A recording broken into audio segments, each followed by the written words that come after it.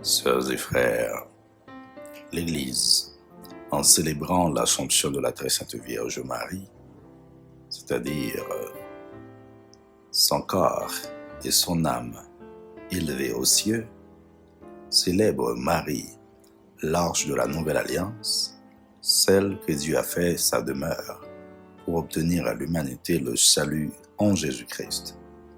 Elle l'a porté comme premier tabernacle vivant, premier tabernacle de l'histoire. Ainsi, elle partage la mission rédemptrice du Fils, car par son cœur immaculé, elle a partagé la douleur de son Fils, de son fiat à la croix. Elle est devenue co-rédemptrice en participant à notre salut. Elle a obtenu de son Fils la maternité universelle au pied de la croix.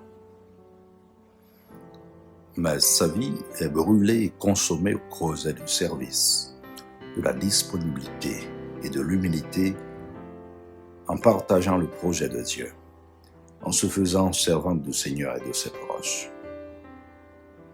Marie partant en hâte pour retrouver Élisabeth, sa cousine, est le modèle d'une église en sortie qui est appelée au service des plus pauvres et des solitaires, des abandonnés et des blessés de la vie. Le dialogue confiant de Marie avec sa cousine Élisabeth, qui a reçu elle aussi la grâce du Seigneur, qui a essuyé sa honte en lui donnant dans sa vieillesse sa fille, accouche le Magnificat.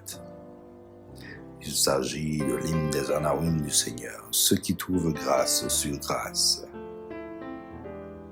Parce qu'elle est la comblée de grâce, Marie a combattu et a mis sous ses pieds le dragon, le serpent des origines. En Ève et en Adam, l'humanité a succombé au péché. En Jésus, le nouvel Adam, et Marie, la nouvelle Ève, l'homme triomphe donc du mal, du péché, des ténèbres et de la mort. En Marie, étoile de l'espérance, nous trouvons la provision pour grandir dans la foi toujours nouvelle, en celui qui nous a dit « Quand j'aurai été élevé de terre, j'attirerai vers moi tous les hommes ».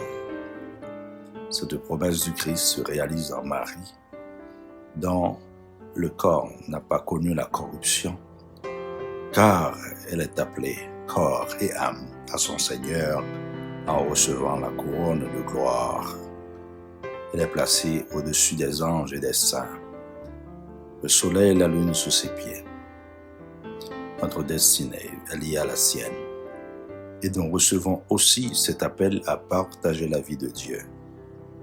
Que Marie, modèle d'obéissance, de disponibilité, de responsabilité, de service et d'humilité, intercède pour nous. Elle, la Reine du ciel et de la terre, la Mère de Dieu et de l'Église. Amen.